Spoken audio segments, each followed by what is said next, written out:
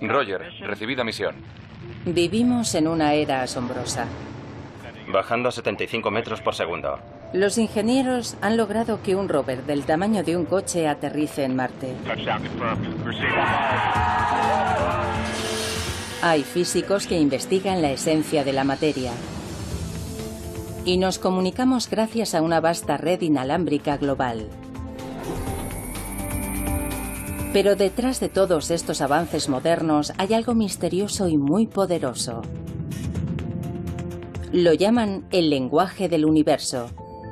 Y quizás se trate del mayor logro de la civilización: las matemáticas. Pero, ¿de dónde salen? ¿Y por qué en la ciencia funcionan tan bien? Albert Einstein se preguntaba, ¿cómo es posible que las matemáticas expliquen tan bien cómo funciona el universo? ¿Son las matemáticas humanas? No parece existir un límite en las habilidades numéricas de los animales.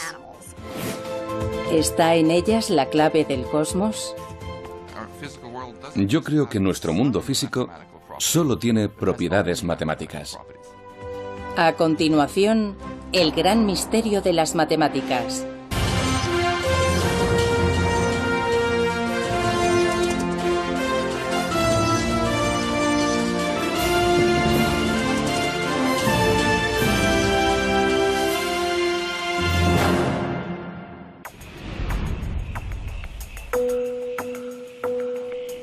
Los seres humanos han buscado siempre patrones en la naturaleza. Hace miles de años contemplaron las estrellas y descubrieron algo que llamaron constelaciones. Incluso creían que éstas controlaban nuestro destino. Observaron cómo el día daba paso a la noche y la noche al día, y cómo se sucedían las estaciones. A ese patrón lo llamamos tiempo. Vemos patrones simétricos en el cuerpo humano y en las rayas del tigre, y los incorporamos en lo que creamos, desde el arte hasta nuestras ciudades. Pero, ¿qué nos dice eso a nosotros? ¿Por qué la forma espiral de la concha del Nautilus es tan similar a una galaxia o a la espiral que vemos cuando cortamos una col? Cuando los científicos quieren comprender los patrones de nuestro mundo, a menudo recurren a una poderosa herramienta: las matemáticas. Cuantifican sus observaciones y usan técnicas matemáticas para examinarlas, esperando descubrir las causas subyacentes en el ritmo de la naturaleza. Y funciona, desvelando desde los secretos ocultos tras las órbitas de los planetas hasta las ondas electromagnéticas que conectan nuestros teléfonos móviles. Las matemáticas incluso nos conducen hasta las partes constructivas subatómicas de la materia, lo cual plantea una pregunta: ¿por qué funcionan? ¿Existe una naturaleza matemática inherente a la realidad? ¿O están en nuestra cabeza?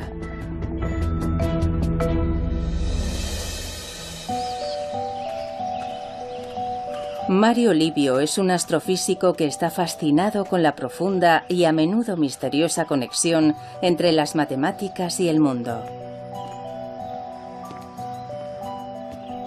En la naturaleza, los números están por todas partes. Por ejemplo, hay muchas flores que tienen 3 pétalos, como esta, o 5 como esta. Otras tienen 34 o 55, y esos números aparecen con frecuencia.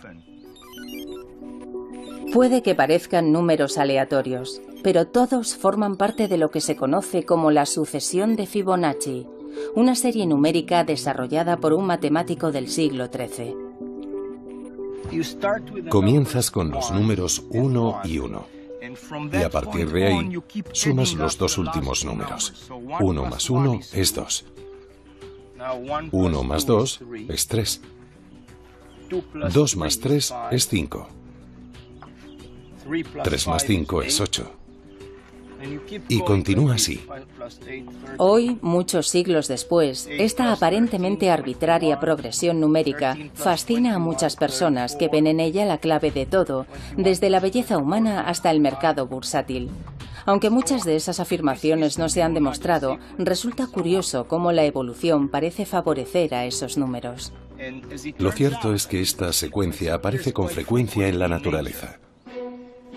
Los números de Fibonacci aparecen en el recuento de pétalos, especialmente en los de las margaritas, pero eso solo es el principio. Estadísticamente, los números de Fibonacci aparecen mucho en botánica. Por ejemplo, si observamos la base de una piña, a menudo vemos espirales en sus escamas. Y si contamos esas espirales, normalmente hallamos un número de Fibonacci. Pero si las contamos en dirección contraria, encontraremos el número de Fibonacci adyacente.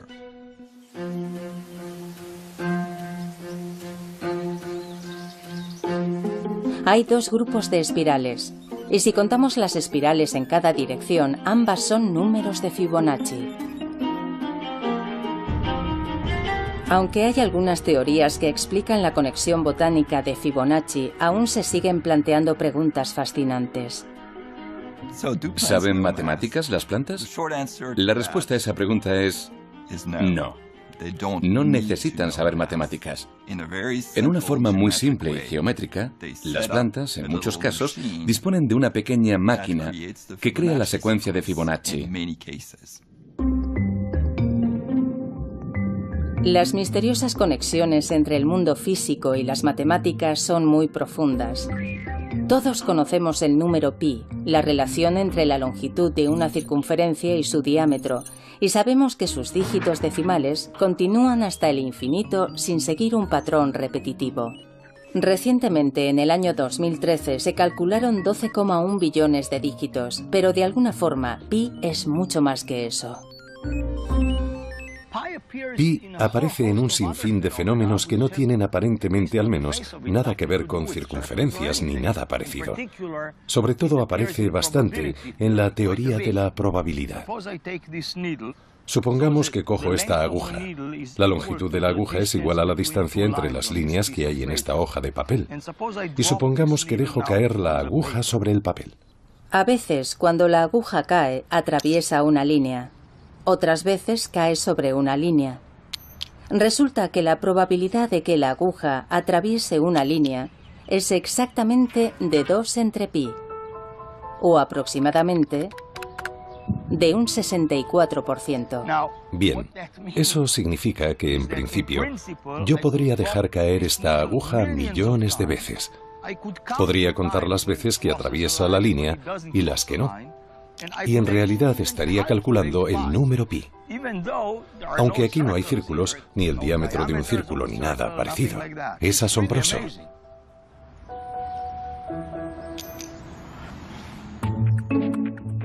Dado que pi relaciona un objeto redondo, un círculo, con otro recto, su diámetro, puede aparecer en los lugares más extraños.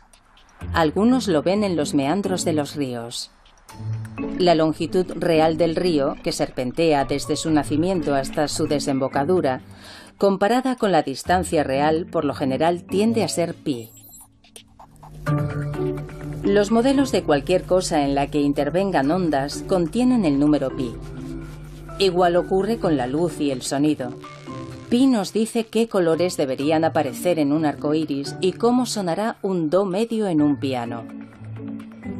Pi aparece en las manzanas, en el modo en que las células crecen con formas esféricas, o en el resplandor de una supernova. Alguien escribió que es como si viéramos a Pi en una serie de picos montañosos, elevándose sobre un valle cubierto de niebla. Sabemos que todos están conectados de alguna forma, pero no siempre resulta obvio descubrir cómo lo están. Pi solo es un ejemplo más de una vasta red matemática interconectada que parece revelar un orden, a menudo oculto y profundo, en nuestro mundo. El físico Max Tegmark cree saber el porqué. Él ve similitudes entre nuestro mundo y el mundo de un juego de ordenador.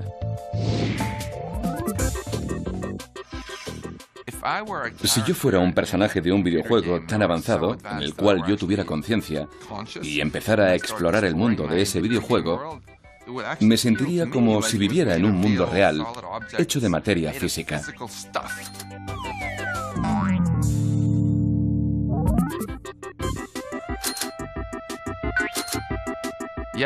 Pero si, como el físico curioso que soy, empezara a estudiar las propiedades de la materia, las ecuaciones que otorgan a todas las cosas sus propiedades, finalmente descubriría que todas esas propiedades son matemáticas.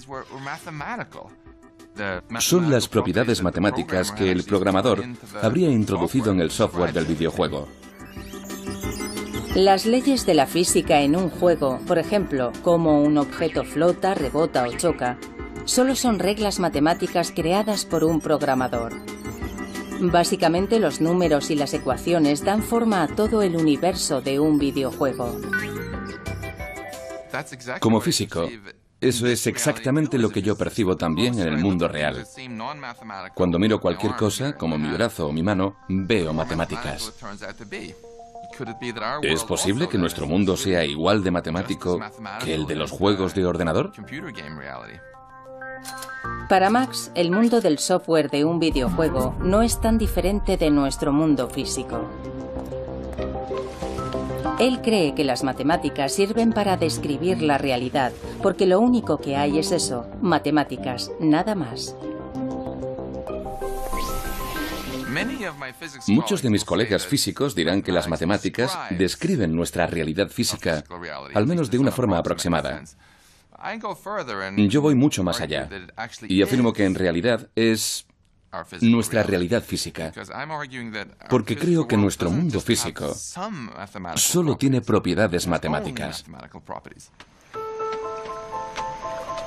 Según Max, nuestra realidad física es un poco como una fotografía digital. La foto se parece al lago.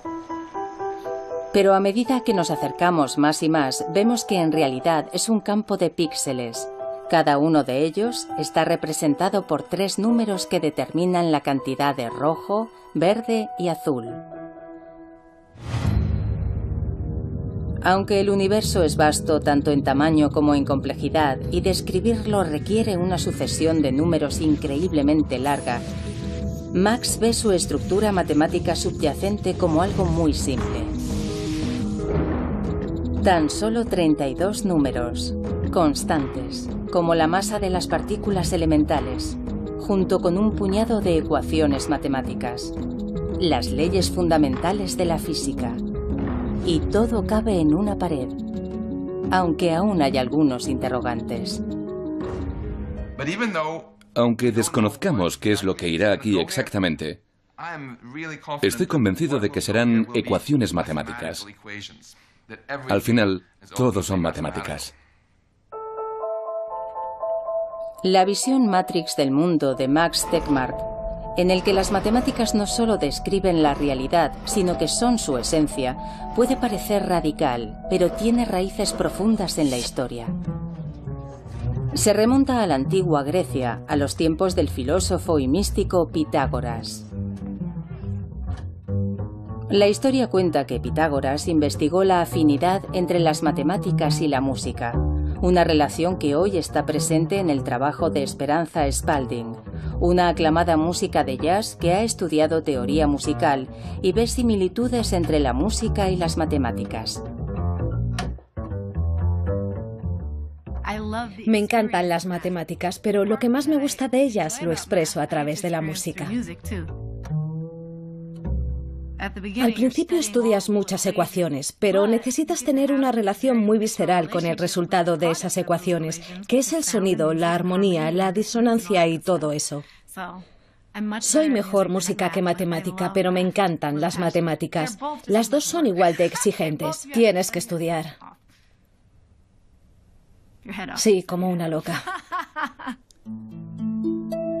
Los antiguos griegos encontraron 3 relaciones entre notas especialmente agradables. Ahora las llamamos octava, quinta y cuarta. La octava es fácil porque son las primeras dos notas de Somewhere Over the Rainbow.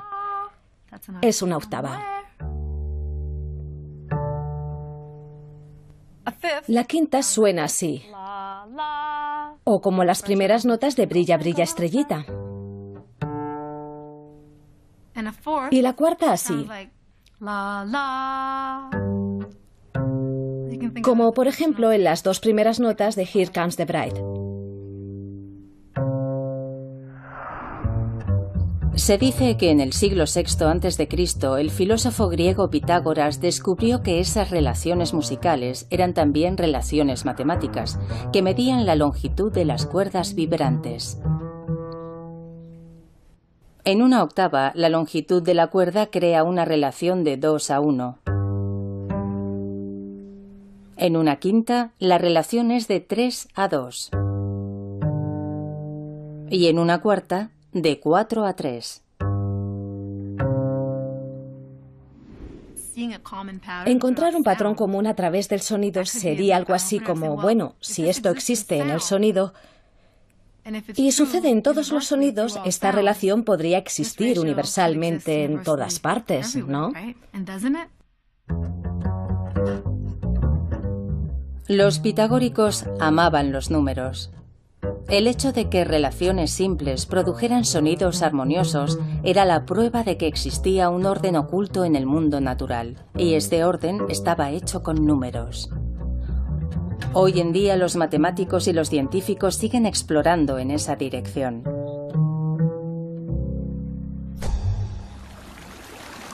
De hecho, hay muchos otros fenómenos físicos que siguen relaciones simples.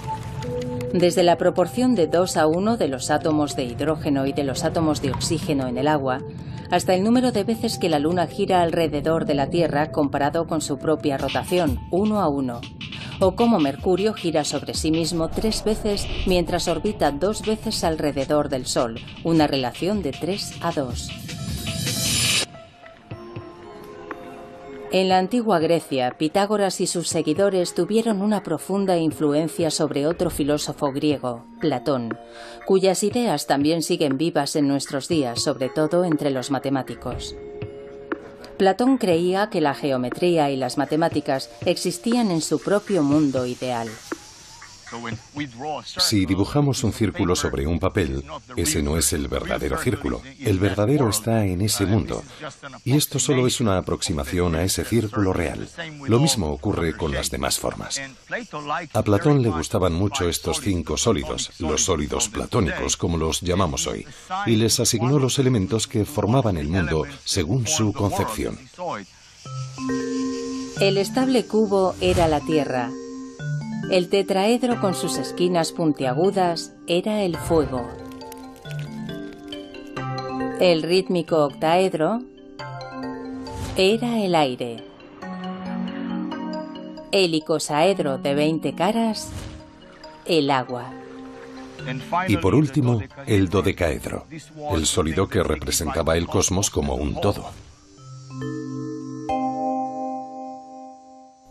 Las formas matemáticas de Platón eran la versión ideal del mundo que nos rodea y se hallan en su propio reino. Y aunque pueda parecer extraño que las matemáticas existan en su propio mundo y que modelen todo lo que vemos en él, incluso hoy muchos matemáticos y científicos tienen la sensación de que cuando hacen matemáticas solo están descubriendo algo que ya estaba ahí fuera. Cuando trabajo, las matemáticas se revelan ante mí. Tengo la sensación de que hay algo ahí fuera que intento encontrar, comprender y alcanzar. Con la matemática moderna, es como si siempre existiera algo antes de que tú llegaras ahí. En mi opinión, lo que estudiamos los matemáticos es más un descubrimiento que una invención, porque estamos descubriendo algo sobre la forma en la que funciona nuestra mente cuando interactúa con el mundo. Bueno, eso lo sé, porque es lo que hago. Vengo a trabajar, me siento delante de la pizarra e intento comprender qué es eso que está ahí fuera. Y de vez en cuando descubro una pequeña parte de algo que ya estaba ahí. Muchos matemáticos tienen la sensación de que las matemáticas, más que inventarse, se descubren. ¿Pero solo es una sensación? ¿Podría ser que las matemáticas fueran exclusivamente un producto del cerebro humano? Este es Xiam, un auténtico prodigio de las matemáticas. 800 en el SAT de matemáticas. No está mal. ¿A qué edad lo hiciste? 11 años. 11. Vaya, es una nota perfecta. ¿De dónde surge el genio matemático de Xiam? Resulta que podemos ubicarlo y todo está en su cabeza. Mediante una resonancia magnética funcional, los científicos pueden escanear el cerebro de Xiam mientras resuelve pruebas matemáticas para ver qué partes del cerebro reciben más sangre y por tanto trabajan más que otras partes. Muy bien, vamos a empezar, ¿vale? En las imágenes de su cerebro, el lóbulo parietal muestra un color rojo intenso. Xiam depende de la región parietal de su cerebro para resolver esas operaciones, igual que muchas personas dotadas para las matemáticas. En pruebas similares a la de Xiam, los chicos que mostraban más aptitudes para las matemáticas tenían una actividad neuronal en esta zona del cerebro 6 veces mayor que la de los chicos normales. ¿Pero eso se debe al aprendizaje y a una práctica intensa o los fundamentos de las matemáticas se encuentran en nuestro cerebro? Los científicos buscan la respuesta aquí, en el centro del lémur de la Universidad de Duke, en Carolina del Norte, un refugio de 30 hectáreas para especies de lémures en peligro de extinción.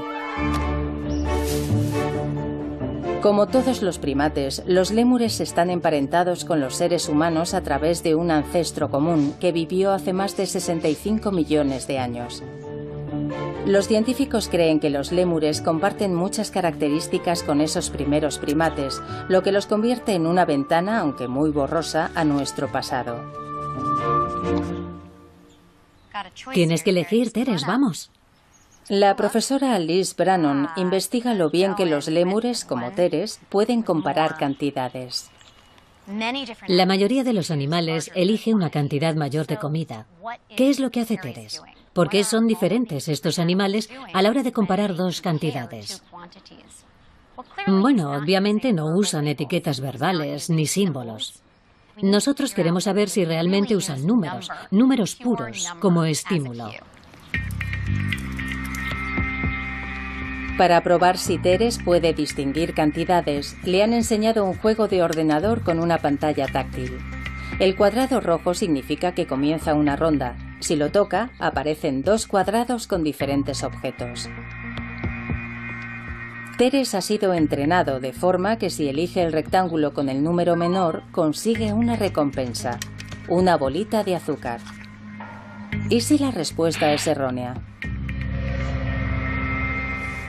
Lo repetimos muchas veces para tener claro que se fija en el número y no en otra cosa. Para asegurarse de que el animal reacciona al número de objetos y no a otro estímulo, Liz cambia el tamaño, el color y la forma de los objetos. Ella ha hecho miles de pruebas y ha demostrado que los lémures y los monos rhesus son capaces de aprender a elegir la respuesta correcta. Teres obviamente no posee un lenguaje y tampoco cuenta con símbolos para los números. Entonces, ¿está contando hace lo mismo que un niño cuando recita los números 1, 2, 3? No. Y aún así, parece responder a la esencia abstracta de lo que es un número. Los lémures y los monos rhesus no son los únicos. Las ratas, las palomas, los peces, los mapaches, los insectos, los caballos y los elefantes también demuestran ser sensibles a la cantidad, igual que los bebés humanos. En su laboratorio del campus de Duke, Liz ha trabajado con bebés de 6 meses. Todos miraban más tiempo a la pantalla con un número cambiante de objetos, siempre que el cambio fuera lo bastante evidente como para captar su atención. Liz también ha puesto a prueba a alumnos universitarios. Les pedía que no contaran, solo debían comparar cantidades y responder lo más rápido posible en la pantalla táctil. ¿El resultado? casi el mismo que el de los lémures y los monos rhesus. De hecho, algunos humanos no son tan buenos como nuestros monos y otros son mucho mejores.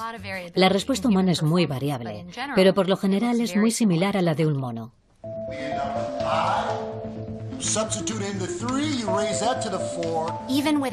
Incluso sin ningún tipo de educación matemática o sin el aprendizaje de términos numéricos o símbolos, todos los seres humanos seguiríamos teniendo un sentido numérico primitivo. Esa capacidad para percibir números me parece algo esencial, sin la cual sería difícil que hubiéramos podido apreciar las matemáticas simbólicas. Quizás las piezas constructivas de las matemáticas podrían estar preprogramadas en nuestro cerebro como parte de un conjunto de herramientas básicas para sobrevivir, como nuestra capacidad para reconocer patrones y formas o nuestro sentido del tiempo.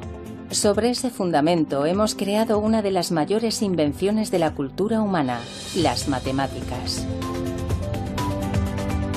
Pero el misterio sigue ahí. Si todo está en nuestra mente, ¿por qué las matemáticas han sido tan efectivas? A través de la ciencia, la tecnología y la ingeniería, han transformado el planeta y nos han permitido llegar incluso mucho más allá. Este es el laboratorio de reactores de propulsión de la NASA en Pasadena, California. Roger, recibida misión. Iniciando entrada. En 2012 lograron que un rover del tamaño de un coche aterrizara en Marte. Descendiendo a 75 metros por segundo. Aterrizaje confirmado.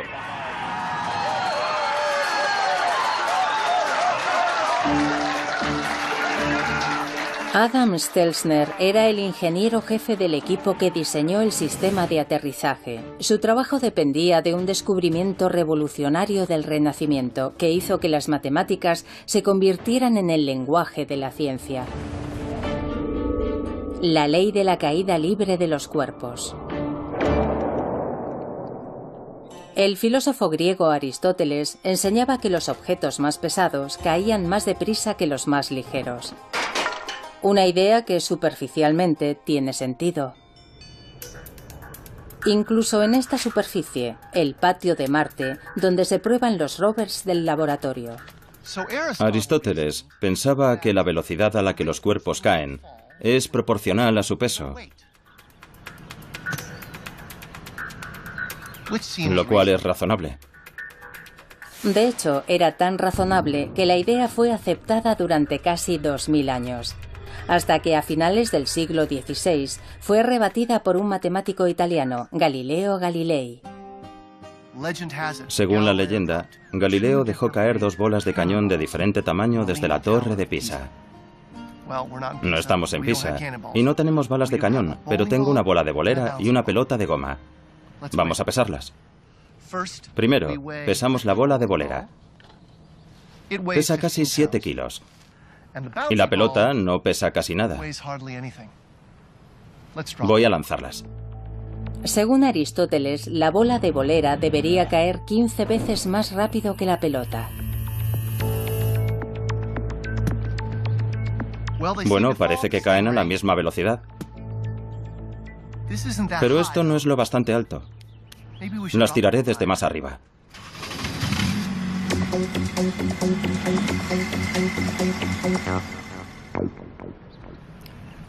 Ed está a 6 metros de altura. Veamos si caen a la misma velocidad. ¿Listo? 3, 2, 1, ya.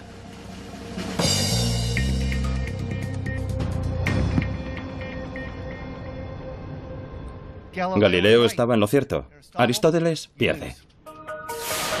Dejar caer plumas y martillos es engañoso debido a la resistencia del aire. Bien, en mi mano izquierda tengo una pluma y en la derecha un martillo. En 1971, durante la misión del Apolo 15, esto se demostró en la Luna. Allí no hay aire. Ahora van a caer. ¿Qué les parece? Galileo tenía razón. Bola pequeña, bola grande. Aunque parece contrario a la lógica, si sacas el aire de la ecuación, todo cae a la misma velocidad. Incluso Aristóteles. Pero lo que realmente le interesaba a Galileo era que un objeto que caía desde cierta altura no tardaba el doble en caer desde el doble de altura, sino que se aceleraba. Pero ¿cómo podía medir eso? Todo ocurría muy deprisa.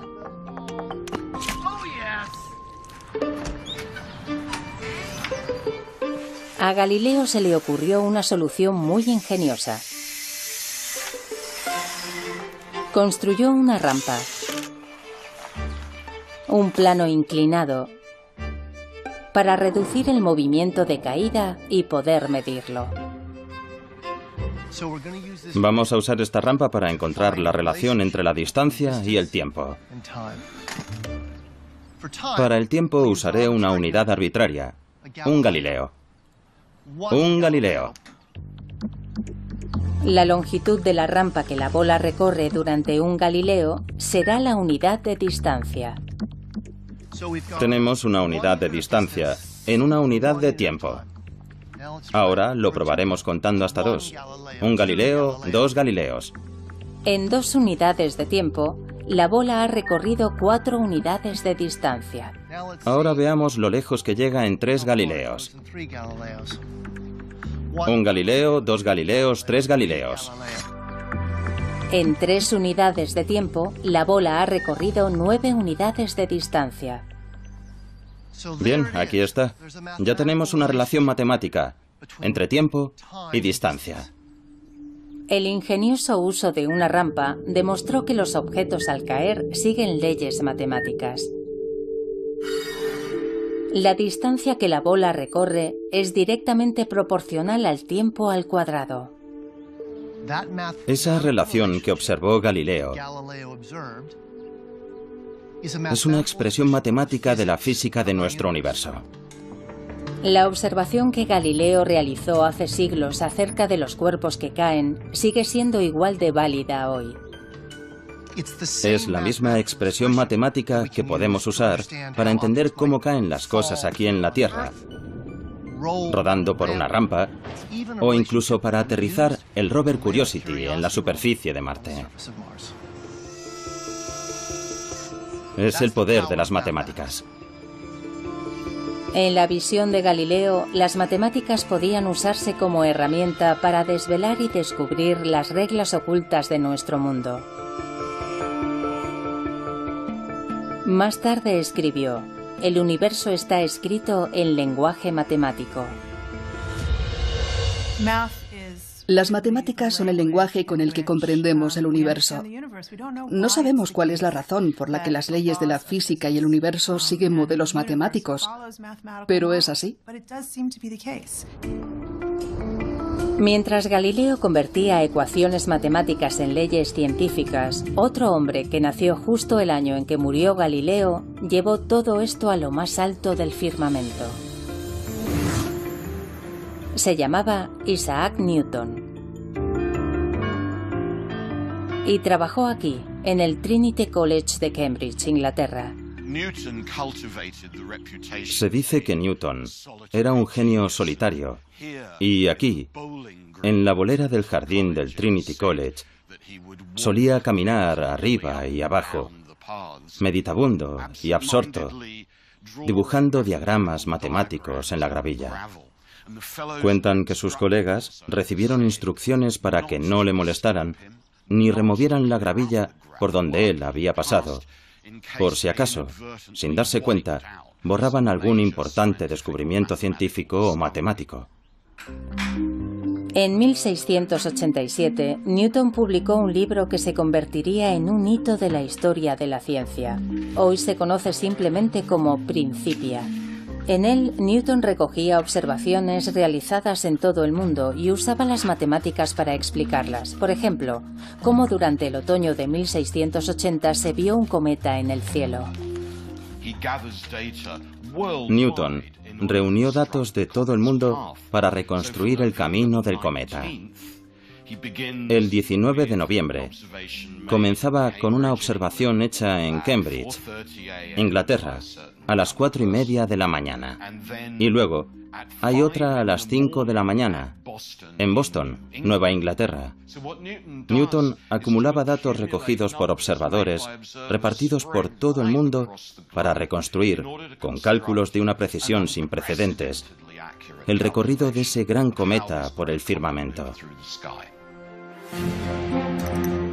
La idea revolucionaria de Newton fue que la fuerza que hacía que el cometa girara a toda velocidad alrededor del Sol era la misma fuerza que hacía que las balas de cañón volvieran a caer en la Tierra.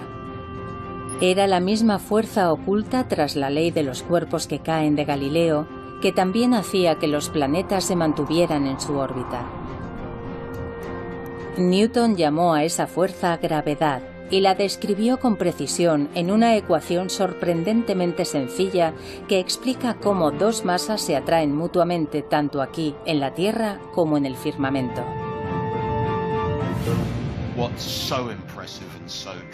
Lo más impresionante y espectacular es que una sola ley matemática te permita moverte por todo el universo. Hoy incluso podemos observarla en acción mucho más allá de la Vía Láctea. Esto es una imagen de dos galaxias que se atraen y están fusionándose. Así es como nace una galaxia. Exacto. Mario Livio forma parte del equipo que trabaja con las imágenes del telescopio espacial Hubble. Durante décadas los científicos han usado el Hubble para explorar más allá de nuestro sistema solar y de las estrellas de nuestra galaxia. Nos muestra las lejanas nubes de gas de las nebulosas y un vasto número de galaxias que giran en el espacio a una distancia de miles de millones de años luz. Esas imágenes revelan que en todo el universo visible, hasta donde el telescopio Hubble puede ver, sigue rigiendo la ley de la gravedad. Newton describió las leyes de la gravedad y del movimiento basándose en las cosas que pasaban en la Tierra y en los planetas del sistema solar y demás. Pero esas mismas leyes, exactamente las mismas, siguen rigiendo en las galaxias más distantes. Y todo en ellas, cómo se forman y cómo se mueven, está controlado por esas mismas leyes matemáticas. Algunas de las mentes más brillantes del mundo han descubierto con asombro cómo las matemáticas impregnan el universo. Albert Einstein se lo preguntaba. Decía, ¿cómo es posible que las matemáticas, que él pensaba que eran un producto del pensamiento humano, expliquen tan bien el universo tal y como lo vemos? Y el premio Nobel de Física Eugene Wigner acuñó esta frase: la irrazonable efectividad de las matemáticas. Wigner decía que el hecho de que las matemáticas puedan describir también el universo, en especial las leyes físicas, es un don que no comprendemos ni merecemos. En la física abundan los ejemplos de esta irrazonable efectividad. Hace casi 200 años, cuando se observó que el planeta Urano se desviaba de su órbita, los científicos confiaron en las matemáticas y calcularon que estaba siendo atraído por otro planeta que nunca se había visto. Y así fue como descubrieron Neptuno. Gracias a las matemáticas se predijo la existencia de un planeta desconocido hasta entonces. Si formulas una pregunta correctamente, las matemáticas te dan la respuesta. Es como tener un sirviente que es mucho más capaz que tú. Si le dices, hazlo, y se lo dices bien, entonces lo hará. Te llevará por el camino de la verdad, hasta hallar la respuesta final. Las evidencias del asombroso poder predictivo de las matemáticas se encuentran por todas partes a nuestro alrededor. La televisión, la radio, su teléfono móvil, los satélites, el monitor del bebé, el wifi, el mando de la puerta del garaje, un GPS. Y sí, puede que incluso el mando a distancia de la televisión. Todas esas cosas usan ondas invisibles de energía para comunicarse. Y nadie sabía que existían hasta conocer el trabajo de James Maxwell, un físico y matemático escocés. En 1860 publicó un conjunto de ecuaciones que explicaban cómo la electricidad y el magnetismo estaban relacionados y cómo se generaban el uno al otro. Sus ecuaciones también hacían esta sorprendente predicción.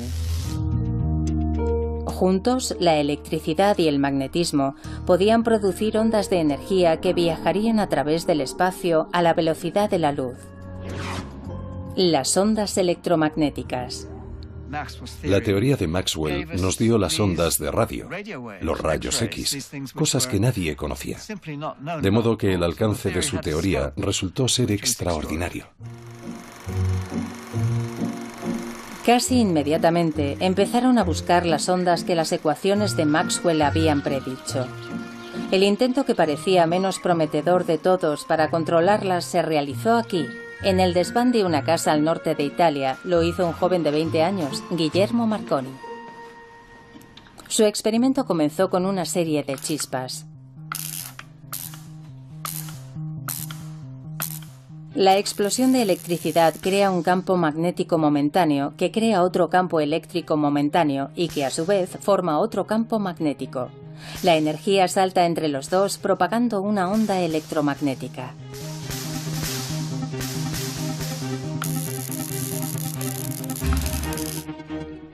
Marconi ideó su sistema para que funcionara en un interior, pero luego lo amplió.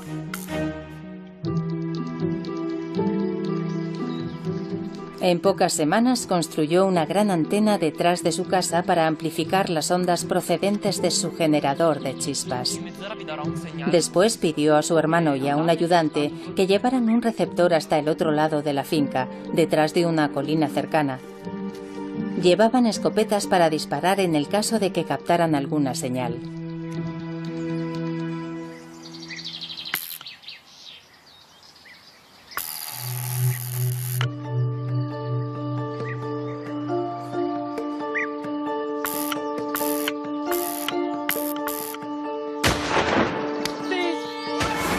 Y funcionó.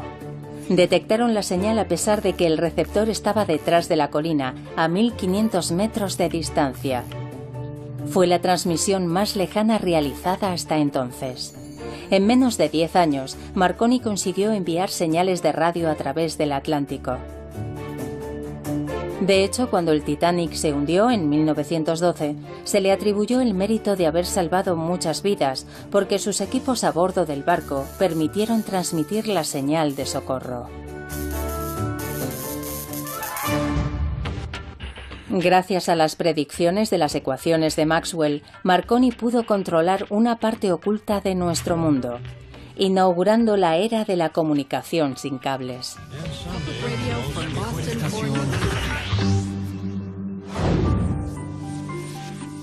Desde Maxwell y Marconi, las evidencias de la capacidad predictiva de las matemáticas no han hecho más que aumentar, especialmente en el mundo de la física. Hace prácticamente 100 años no sabíamos que existían los átomos. Se necesitaron muchos experimentos para descubrir sus componentes, el electrón, el protón y el neutrón. Pero cuando los físicos quisieron profundizar, las matemáticas iban en cabeza, revelando finalmente un auténtico zoo de partículas elementales. Descubrimientos que hoy continúan en el CERN, la Organización Europea para la Investigación Nuclear, en Ginebra, Suiza. Actualmente es más conocido por su gran colisionador de hadrones, un acelerador de partículas circular de 27 kilómetros construido bajo tierra. Este proyecto de 10.000 millones de dólares tiene un objetivo bien conocido: encontrar uno de los bloques constructivos fundamentales del universo. Una partícula subatómica cuya existencia predijeron matemáticamente hace casi 50 años Robert Brout y François Englert en Bélgica y Peter Higgs en Escocia. Peter Higgs reunió las ecuaciones de la física más avanzadas que teníamos y tras muchos cálculos se dijo: Si construimos una máquina lo bastante sofisticada como para hacer que las partículas choquen entre sí a una velocidad próxima a la de la luz, descubriremos una nueva partícula. El descubrimiento de la partícula de Higgs sería la prueba del campo de Higgs, una melaza cósmica que es el material de la masa de nuestro mundo, lo que habitualmente experimentamos como peso. Sin masa, todo viajaría a la velocidad de la luz y nunca se combinaría formando átomos. Eso es lo que convierte al campo de Higgs en una parte fundamental de la física. Y por eso llaman a la partícula de Higgs partícula de Dios. En 2012 se pudo constatar la veracidad del trabajo realizado por Peter Higgs y sus colegas hace unas décadas. Los experimentos del CERN confirmaron la existencia de la partícula de Higgs. Lo construimos, funcionó y viajamos gratis a Estocolmo.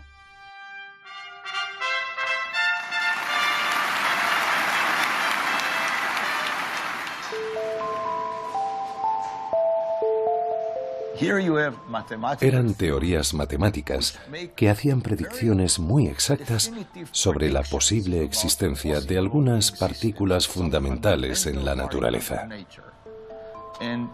Y lo creas o no, se hicieron experimentos y se descubrieron las partículas que las matemáticas habían predicho. Para mí es algo asombroso. ¿Por qué funciona y por qué son las matemáticas tan poderosas? ¿Son una verdad de la naturaleza o tienen algo que ver con la forma en la que nosotros, los seres humanos, percibimos la naturaleza? Para mí es un rompecabezas fascinante. Yo no conozco la respuesta. En la física, las matemáticas tienen un amplio historial de éxitos. ¿Pero son irrazonablemente efectivas? No todo el mundo piensa igual. En mi opinión es una ilusión. Creo que lo que ha pasado es que han optado por construir la física usando las matemáticas que se habían practicado y desarrollado históricamente. Luego lo miran todo y eligen algo que se puede estudiar usando las matemáticas que conocemos. Pero en realidad hay un vasto océano de otras cosas que son realmente inaccesibles para esos métodos. Con el éxito de los modelos matemáticos en la física, es fácil ignorar cuándo no funcionan tan bien, como por ejemplo, en la predicción del tiempo. Hay una razón por la que los meteorólogos predicen el tiempo para la siguiente semana, pero no mucho más allá. En predicciones más a largo plazo, los pequeños errores se convierten en grandes errores.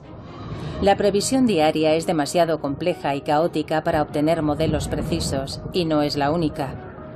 Lo mismo sucede con el agua que hierve en el fuego, con el mercado bursátil, con la interacción de las neuronas en el cerebro, con gran parte de la psicología humana y en muchas partes de la biología. Los sistemas biológicos y los económicos resultan difíciles de estudiar con las matemáticas. Tenemos muchas dificultades para hacerlo. Por eso yo no veo las matemáticas irrazonablemente efectivas, sino razonablemente inefectivas. Quizá nadie sea más consciente del poder y de las limitaciones de las matemáticas que quienes las usan para diseñar y construir cosas, los ingenieros. Mira esas ruedas. En su trabajo, la elegancia de las matemáticas choca con el desorden de la realidad y con la funcionalidad que rige el día a día. Las matemáticas, y quizás los matemáticos, operan en el dominio del absoluto, y los ingenieros viven en el dominio de lo relativo. Fundamentalmente nos interesa lo práctico. Y por eso, con frecuencia hacemos aproximaciones, tomamos atajos. Nosotros ignoramos términos y ecuaciones para hacer cosas que son lo bastante simples para alcanzar nuestros objetivos. Muchos de los grandes logros de la ingeniería fueron construidos usando atajos matemáticos, ecuaciones simplificadas que ofrecían una respuesta aproximada, es decir, sacrificando la precisión por la funcionalidad. Y para los ingenieros, aproximada ya es mucho. Basta para llevarte a Marte. A los ingenieros no nos pagan por hacer las cosas bien, sino por hacer las cosas lo suficientemente bien. Muchos físicos ven una asombrosa precisión en la forma en que las matemáticas revelan los secretos del universo, haciendo que parezca una parte inherente de la naturaleza. Mientras que en la práctica, los ingenieros tienen que sacrificar la precisión de las matemáticas para que algo sea útil, haciendo que parezcan una herramienta imperfecta de nuestra propia invención. Entonces, ¿qué son las matemáticas? ¿Forman parte del universo o son una invención humana? Puede que ambas cosas.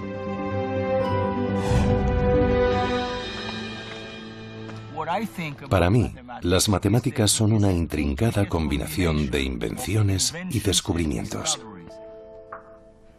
Fijémonos en algo como los números naturales, 1, 2, 3, 4, 5, etc.